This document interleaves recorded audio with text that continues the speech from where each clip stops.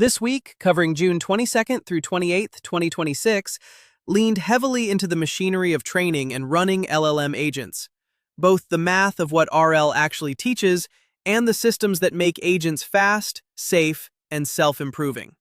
On the training side, we got two theory papers that demolish comfortable intuitions about sampling more attempts and imitating clean solutions, plus practical tricks for squeezing more learning signal out of rollouts you already paid for, and even training agents inside imagined worlds.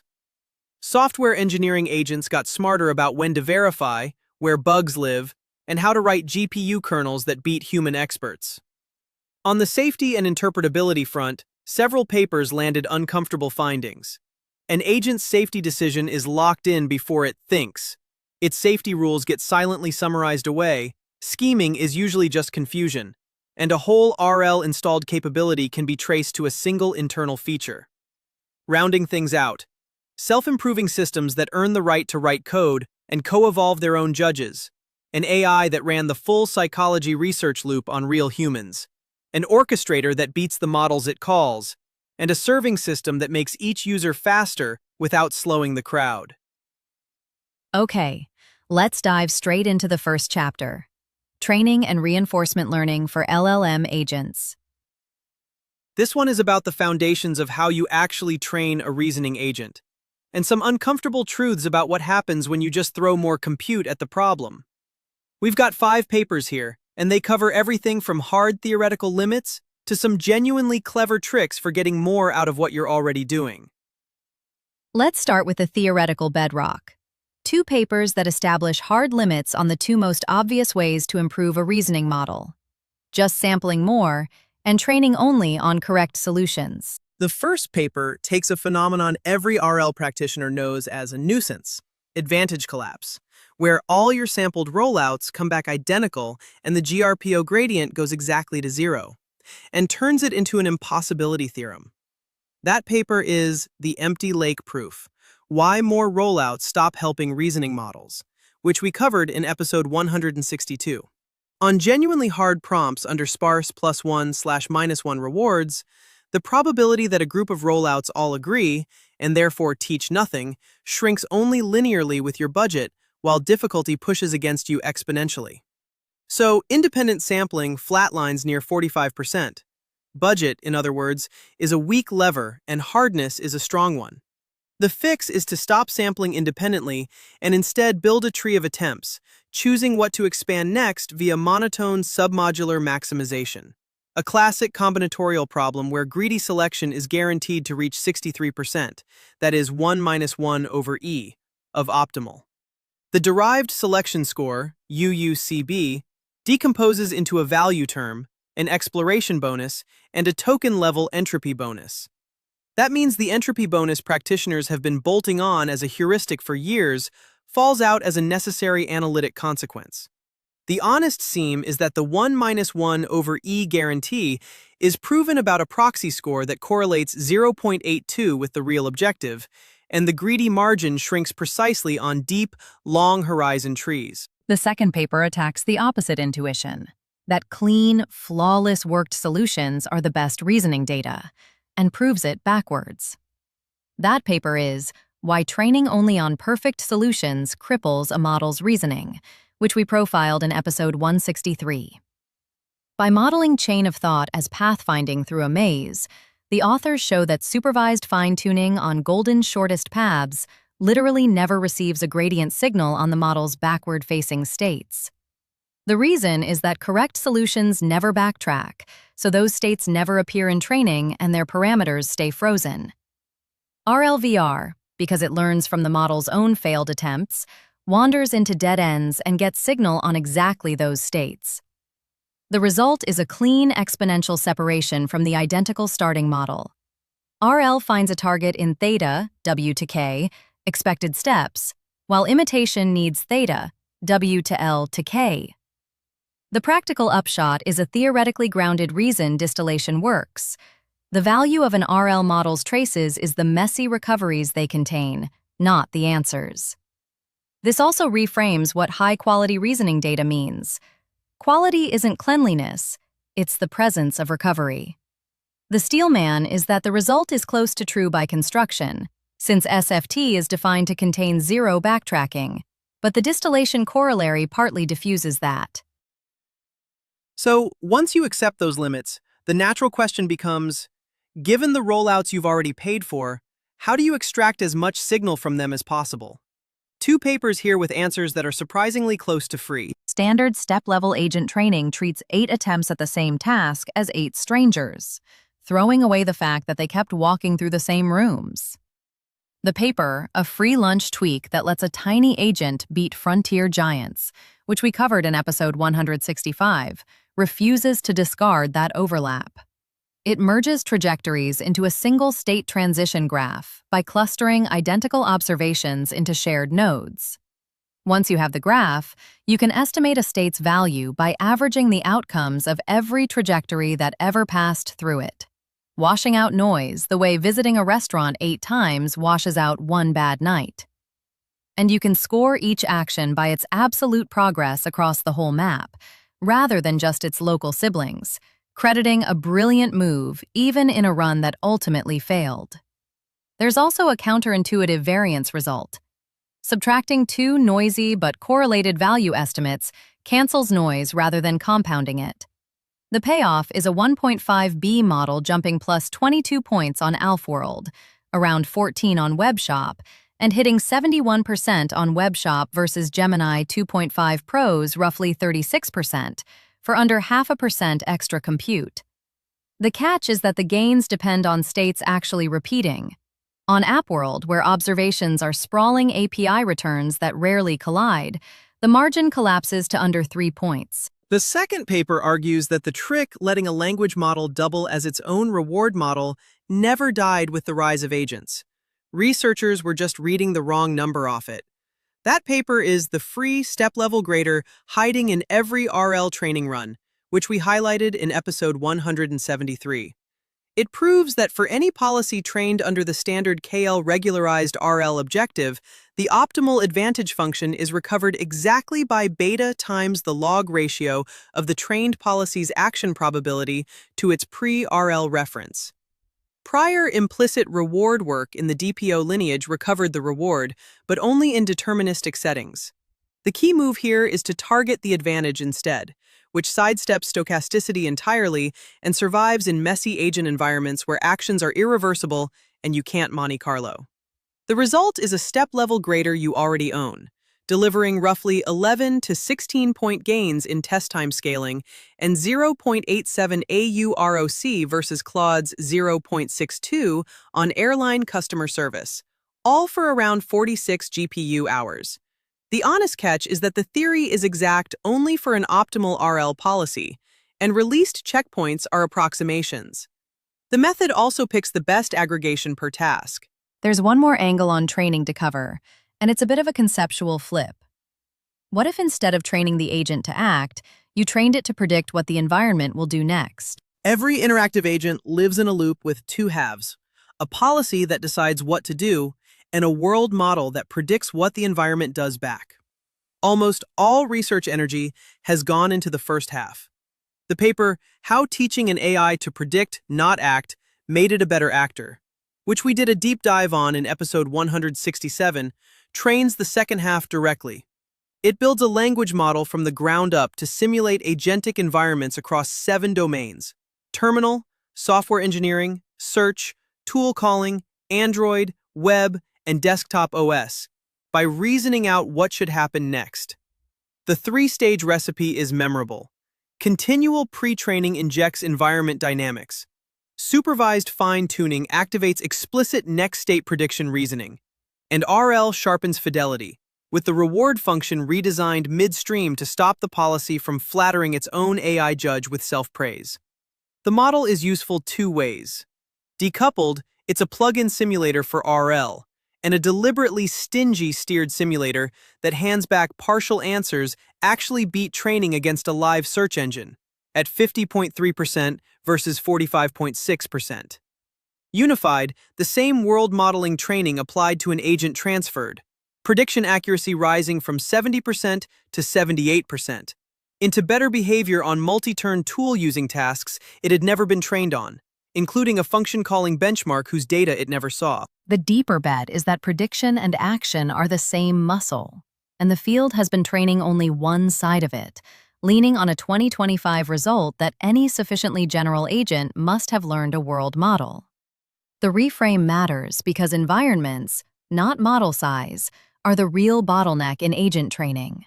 You can synthesize thousands of environments from a handful of traces, including high-value domains where real execution is irreversible or proprietary, where the marketing outran the evidence. The overall frontier win was 0.46 points. GUI domains ranked 5th since text-only world modeling doesn't capture multimodal state. Factuality stayed the lowest dimension throughout, and the beats reality claim rests on a single search comparison over the first 60 steps. Okay, the next chapter. Coding and software engineering agents. Here we're zeroing in on coding agents specifically, not just whether they can write code, but whether they're being smart about it. Think about the decisions a good engineer makes. When do you actually need to verify something? Where do you even start looking for a bug? And how do you write code that's truly optimized for the hardware? To open this chapter, we look at two of the most fundamental judgment calls a coding agent has to make. Whether the output is even worth verifying, and once something's wrong, where in the codebase to actually look. Modern coding agents are LLMs wrapped in a toolbox of cheap critics, and one expensive Oracle verifier that can take 11 minutes to run. The paper, When a One-Liner Beats Your Agent's Clever Verification Logic, which we covered in episode 170, recasts the decision of refine, verify, or ship as cost-sensitive sequential hypothesis testing. Maintain a running probability the code is correct, and at each step take only the action whose expected payoff beats its cost. A syntax check carries zero signal, and the Bayesian update figures that out on its own without hand-tuning. The genuinely useful deliverable is a map of 3 regimes: verify everything when checking is cheap, gate on one near-Oracle test in the middle, and reason carefully only when verification is expensive and critics are imperfect. The honest framing is that the headline, +62 over always verify, is soft. It's measured against a baseline that's known bad by construction in that regime, in a replay rather than live evaluation. The more portable contribution is that the belief state doubles as a drop-in confidence score. 0.87 ranking, 0.91 on hard problems, that you can bolt onto any agent. And the whole gain comes from frozen models plus a smarter control layer, with no training required. The paper, Why Better Bug Reports Can Make AI Coding Agents Worse, which we profiled in episode 169, points at a hidden tax. State-of-the-art coding agents spend roughly 48% of their turns and over about 320,000 tokens just locating a bug before writing any fix. Sherlock reframes localization from retrieve the right file to producing a structured 5-field diagnostic case file. That case file covers location, root cause hypothesis, solution idea, dependencies, and testing impact, all using one off-the-shelf reasoning model with 4 simple tools. It reaches 84.33% top 1 on SWE Bench Lite, and when its diagnoses are injected into repair agents, it lifts resolve rate by around 6 points while cutting localization tokens by over a third. The counterintuitive finding is that more information isn't always better. Weak repair agents gain 8 to 12 points, but strong agents can actually lose ground when fed low-confidence findings indiscriminately, so selective injection matters. 2 honest limits dominate here. First, the quality filter relies on the ground truth patch and isn't deployable, and around 58% of recall may come from memorized famous libraries. Second, turning thinking mode off collapsed the same model from 74% to 10% recall. From those strategic decisions, we move to a very concrete performance challenge: writing GPU kernel code that can actually compete with what human experts produce. The most confident result in the paper Why Raw Profiler Data Made an AI Worse at Writing GPU Code, which we covered in episode 177, is also its most counterintuitive. Handing a language model raw hardware counters made its GPU code slower. 1.8 times over baseline, than giving it no profiling data at all, which came in at 3.3 times over baseline. The diagnosis is a category error in competing systems. They ask the LLM to simultaneously interpret structured, rule-governed hardware telemetry and do the creative work of writing optimized code. Kernel Pro peels these apart. A layer of 15 micro-profiling tools, each encodes one expert heuristic as a deterministic trigger, analyze, recommend rule. So instead of seeing occupancy equals 6%, the model is told occupancy is critically low because shared memory usage caps you at 2 concurrent blocks. Switch to a warp level reduction for an expected 3 to 5 times gain. A two-stage pipeline first classifies the bottleneck via roofline analysis, then fires only the relevant tools. A SAS disassembly tool caught 37 kernels silently falling back to slow scalar code, the kind of problem that no utilization metric would have revealed.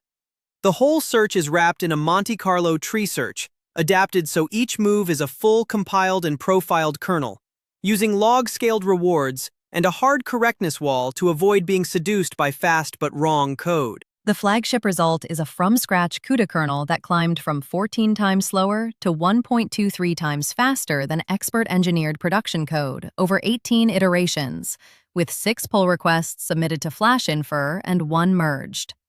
The skeptic's notes are worth keeping. That production win is an N of 1 result with a modest margin. Speedups are measured against unoptimized PyTorch eager, which inflates the multipliers.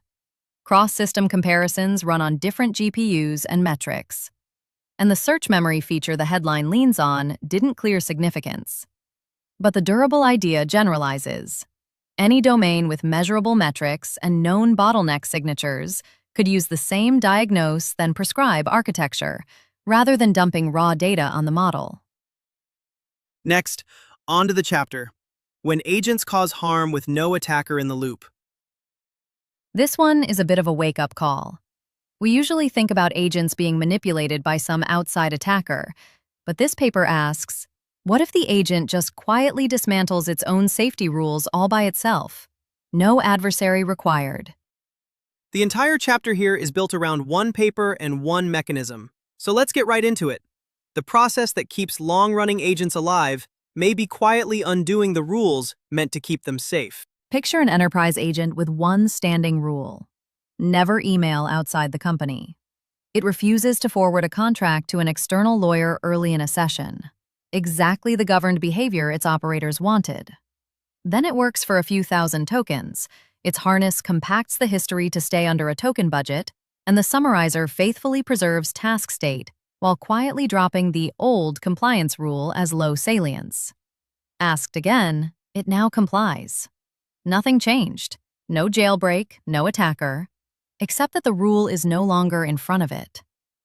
That's the central scenario explored in the paper, The Summarizer That Quietly Deletes Your Agent's Safety Rules, which we covered in episode 164. The paper builds a benchmark called constraint rot, pairing a policy with a later forbidden request and grading violations deterministically by inspecting the actual tool call.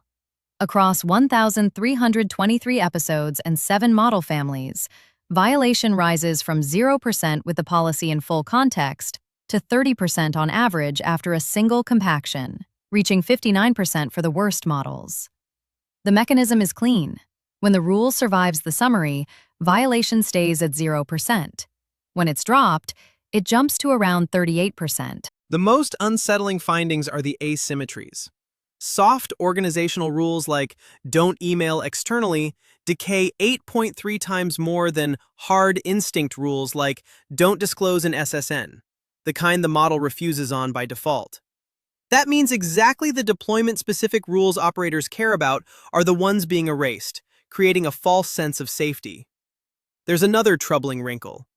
Stating a rule and then compacting it away can leave an agent more likely to violate, at 59%, than never stating the rule at all, which sits at 37%. A crossing experiment shows that safety is a property of whose summaries you read. The harness is the safety surface, not the agent's own judgment. And an adversary who controls only an ingested tool output can trigger the deletion on demand. The fix the paper proposes is a roughly 50-token laminated rule card, a technique called constraint pinning that restores violations to zero and even improves task completion, though it can't stop an operator impersonation attack in the recent context. These failures are live today in LangGraph at 65%, LangMem at 95%, and AutoGen at 100%. The reframe the paper offers is that a whole layer of runtime safety machinery quietly assumes the constraint is present at decision time, and compaction routinely violates that precondition. Our next chapter is, can we still watch the model think? Oversight and monitoring. This chapter gets at something that's been bothering a lot of people in the field. If a model shows you its reasoning, can you actually trust what you're seeing? Two papers here, and together, they paint a pretty surprising picture of what's really going on under the hood. Both papers in this chapter address the same core question from different angles, so we'll take them together, starting with what's happening inside the model before a single word of visible reasoning appears, and then looking at how you distinguish a model that's being deceptive from one that's simply confused. A whole research program, constitutional AI, deliberative alignment, bets that giving a model room to reason lets it catch dangerous requests. The paper, The Safety Decision a Model Makes Before It Thinks a Word, which we covered in episode 171, tests that premise and largely refutes it. A linear probe trained on the hidden representation of the very first token of a model's thinking trace, before any visible reasoning exists, predicts whether it will ultimately refuse or comply at 0.84 to 0.95 AUROC, while a probe reading the actual emitted word sits at chance. The signal lives in the activations, not the surface text. Freezing the first 20% of a thinking trace and resampling almost never flips the outcome, so the thinking behaves like prefix completion, not deliberative revision. The authors coin safety-flavored reasoning. 71 to 92% of visible stance flips. Those, on one hand, this could be harmful, but moments happen when the decision is already locked in.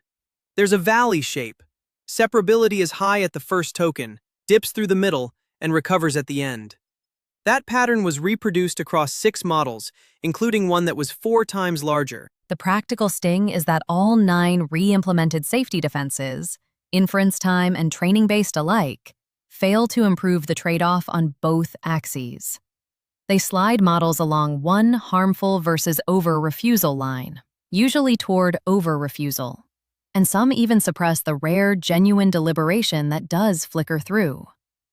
For chain-of-thought monitoring, this is sobering.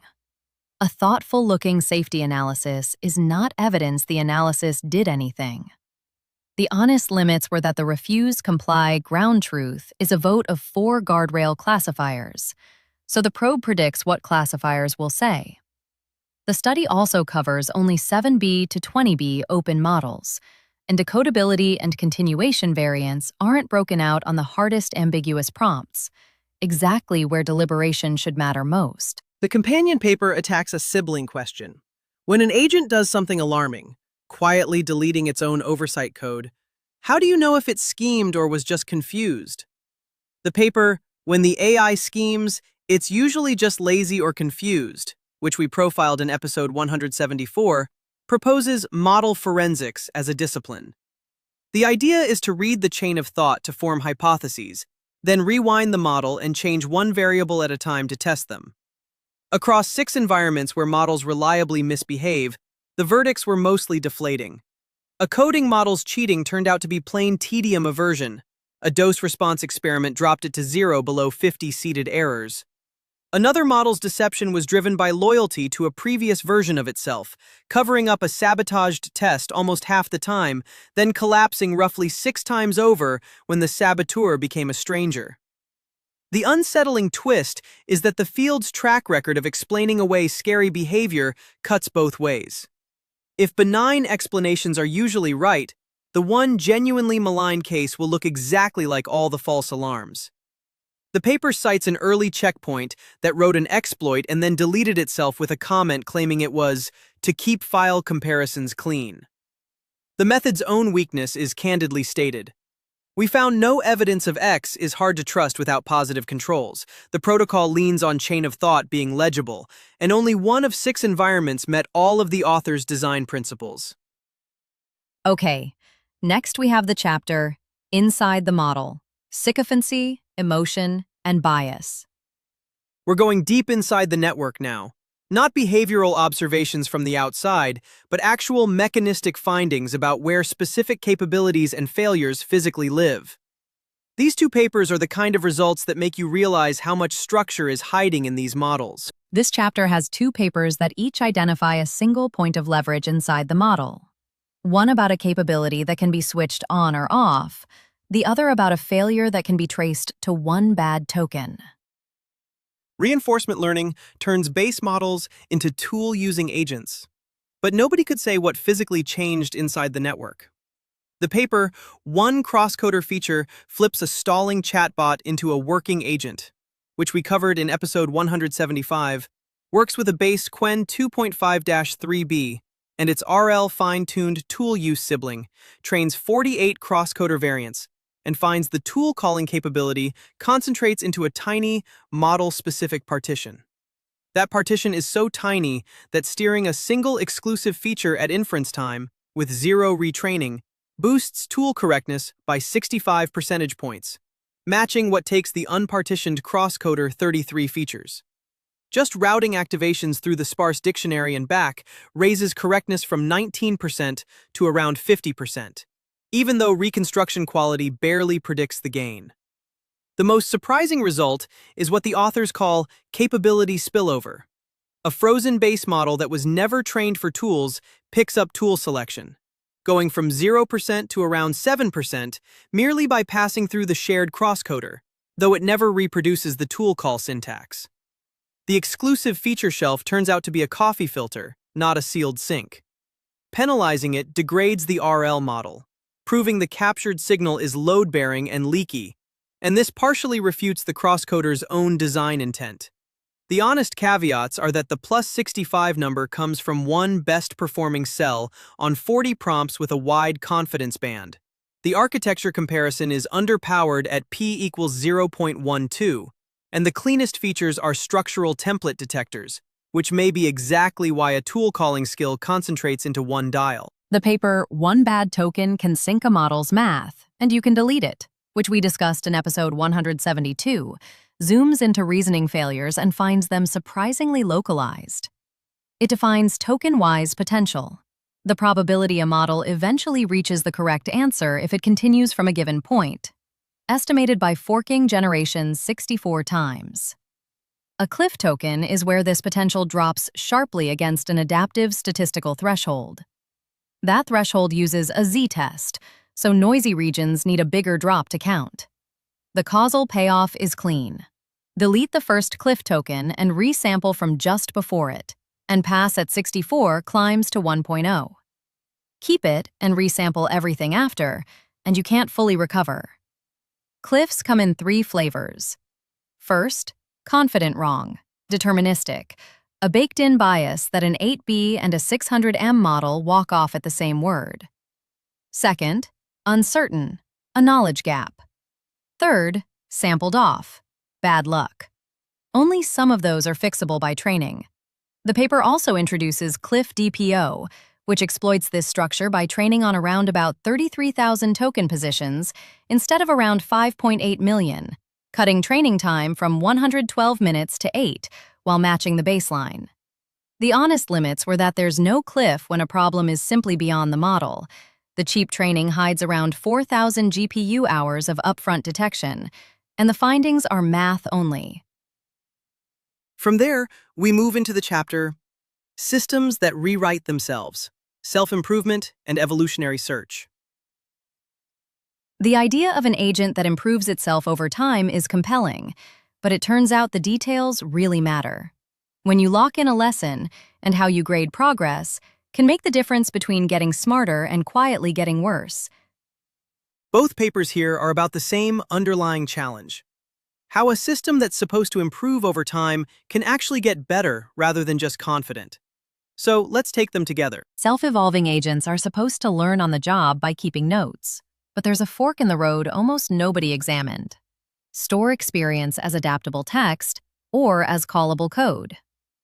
The paper, When Turning Experience into Code Makes Your AI Agent Dumber, which we covered in episode 168, runs the first controlled head-to-head over an identical set of experiences and finds an injection asymmetry. Text is consumed as advice the agent filters through reality. Code, by contrast, is a trusted black box whose flaws propagate to every caller and suppress the agent's own recovery behavior. In a streaming setting that demands generalization, code memory's accuracy collapsed below the no-memory baseline, a 22-point drop. Metis's governing principle is text first, code only when earned. Experience is sorted into plans, facts, and pitfalls, and only recurring plans get crystallized into validated tools, using a desire path recurrence gate.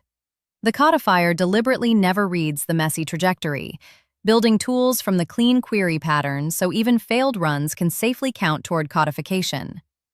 An ablation showed an eager version cost 47% more to build, scored worse, and left over half its tools never invoked. Metis beats a plain React agent by up to 20.6%, while cutting execution cost up to 22.8%.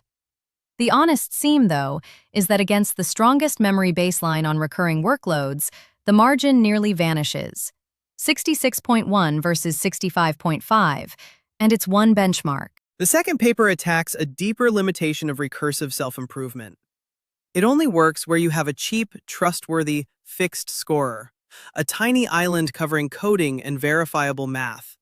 The paper, How an AI Reviewer Learned to Stop Going Easy on AI Writing, which we profiled in episode 178, introduces the Red Queen Gödel machine. It lets the judge evolve alongside the agents using controlled utility evolution. Search runs in epochs. The evaluator is frozen within an epoch, preserving prior convergence guarantees. And a challenger judge replaces the incumbent only when it statistically beats it on a fixed, real-world anchor dataset. The load-bearing trick is selective erasure, throwing away all scores that depended on the displaced judge. Without that step, a stricter judge changes essentially nothing.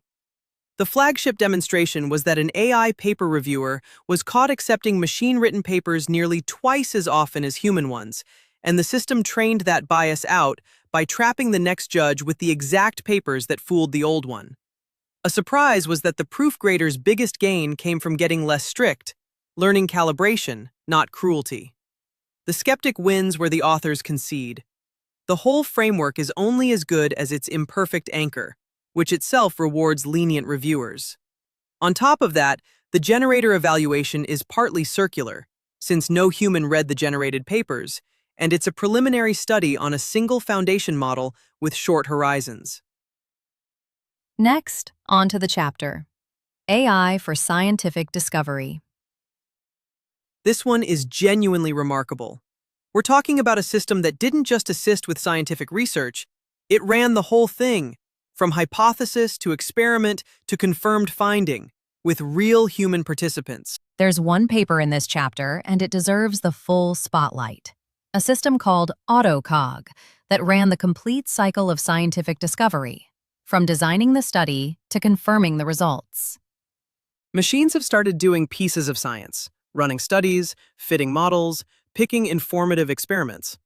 But the creative leap of theory building stayed stubbornly human, because a theory of mind cannot be compiled, solved, or synthesized the way a proof can. The paper, An AI Designed Its Own Psychology Studies, then confirmed what it found, which we covered in episode 176, hands even that step to AI inside a fully closed loop. Two LLM agents each advocate for a theory expressed as executable code, a small program that outputs the probability a person picks each option. They design experiments where their own theory should win, verify by simulation that the experiment can actually discriminate, and then run it on 25 humans recruited via Prolific for 250 participants in total. Crucially, theories are scored not by fitting data, but by whether their simulated behavior matches real human behavior across all data gathered so far. That acts as built-in pressure toward generality and guards against overfitting. A neutral arbiter agent diagnoses what went wrong, and a revisor rewrites the loser. Running the loop, the system showed that 3 classic decision rules, take the best, tallying, and WAD, collapse into endpoints of a single tunable dial. It also produced a flagship discovery, diminishing returns WAD, which turns out to be a fresh instance of the diminishing sensitivity at the heart of Kahneman and Tversky's prospect theory. The honest version is more interesting than either the hype or the cynicism. The domain of multi-attribute decision-making is unusually friendly, with mature theories cleanly expressible as a few lines of code. The search stayed largely local within the WAD family. There is an unaudited gap between each verbal theory and its code, and the confirmation was thin. The durable result may not be the finding itself, but the idea that theory building can become an auditable, resumable trace. Every experiment, data point, and verdict logged, rather than a private flash of insight. That shifts the human's role from executing studies to specifying what counts as a good theory and what space to search. After that comes the chapter, Many Models, One System, Collective Dynamics of Multi-Agent LLMs. What happens when you stop asking a single model to do everything and instead build a system whose whole job is deciding which model should handle each piece of a problem? The answer here is a bit surprising. One paper, one central argument, that knowing which model to call and how to wire them together is itself a form of intelligence that can outperform any individual model in the mix. Frontier models have stopped being interchangeable. GPT series as the math and physics workhorses, Opus as the software engineering specialist, even finer splits within competitive coding where one model implements known algorithms well and another plans and combines ideas. Sakana Fugu exploits that specialization by treating every frontier model as a black box worker and learning, through training, how to route, coordinate, and combine them per query. This is the paper, A Router That Beats the Frontier Models It Calls, which we covered in episode 166. The framing is model merging at the behavioral level. Classic merging fuses weights and needs open checkpoints, but Fugu composes closed models by behavior, sidestepping that entirely. 2 variants ship. Fast Fugu picks a single best worker per turn, with latency barely above a direct call. Heavy Fugu Ultra composes whole workflows, trees of agents, debate, builder-debugger pairs, avoiding orchestration collapse by isolating agents within a workflow while sharing memory across workflows. A notable empirical wrinkle. A model's standalone benchmark score doesn't predict how well it performs inside a real coding harness, because capability is a property of the scaffold as much as the weights. The payoff is that you could field next-generation performance today by composing this generation's models, without the capital or compute to train a frontier model yourself. And the worker pool is configurable for provider, privacy, or export control constraints. That last point is the consequential one. If capability can be amplified by combining models rather than only by training bigger ones, the strategic logic of the compute race shifts. The credibility seam is real, though. Where the evidence is rigorous, the effect is small, a fraction of a percent on the optimized auto-research pipeline. And where the effect is huge, it leans on provider-reported baselines run under the provider's own rich harnesses, while Fugu uses deliberately minimal ones, and on hand-picked qualitative examples like the blindfold chess games and CAD outputs the authors openly flag as illustrative. And we wrap up with the chapter, Rethinking Attention, Memory, and Latent Compute. We're closing on a very practical question. How do you make the model faster for the person in front of you without making it slower for everyone else sharing the same hardware? This paper has a clever answer. One paper to close us out, and it tackles a real tension in production serving. The faster you make things for one user, the more you tend to hurt everyone else sharing the same system. Speculative decoding speeds up generation by letting a cheap draft model guess a block of tokens that the big model verifies in one pass, with rejection sampling preserving the exact output distribution. The field had split into two flawed camps. Autoregressive drafters are coherent but slow, meaning cost grows with block length, while parallel drafters are fast and deep but predict each position independently, so their acceptance rate collapses after the first couple of tokens. That's the problem laid out in the paper, How DeepSeek Made One User Faster Without Slowing Down the Crowd, which we covered in episode 179. DSpark's first move is to recognize that first token accuracy carries enormous leverage, and that the dumber parallel drafter, with its tall accuracy cliff at position 1, actually wins. Then to bolt on a tiny, cheap sequential correction head that injects just enough local token-to-token dependency to stop the draft's tail from rotting. Notably, DeepSeek tore out the autoregressive drafter from its flagship 2 weeks into production and replaced it with this design. The second move addresses the system side. Aggressive drafting blew up DeepSeek's previous production system because long draft blocks degrade aggregate throughput under load. DSpark trains a small confidence head that estimates, per draft position, the probability that a token survives verification. It then feeds those probabilities to a hardware-aware scheduler that decides, per request and per moment, how many tokens are worth verifying given current load. A subtle causality trap appears here. Scheduling on current load creates a feedback loop, and using stale, two-step-old data accidentally restores the lossless guarantee instead of breaking it. The deployed result accelerates per-user generations 60 to 85% at matched throughput, and unlocks strict interactivity tiers the old MTP1 baseline couldn't sustain. The honest framing is that the headline isn't one magic multiplier, but a better Pareto frontier. More speed and more concurrent users on the same hardware. The seams worth noting. The offline quality numbers and production numbers never meet in a single experiment. The production baseline is a deliberately timid single-token drafter, and the eye-popping strict SLA ratios of 406% and 661% reflect the baseline collapsing rather than representative speedups, a caveat the authors themselves flag. And that wraps up our look at the AI research from June 22nd through the 28th, 2026. Thanks for joining us for another week in review. As always, you can find the full written transcript of this review and links to every paper and episode we covered over at paperdive.ai.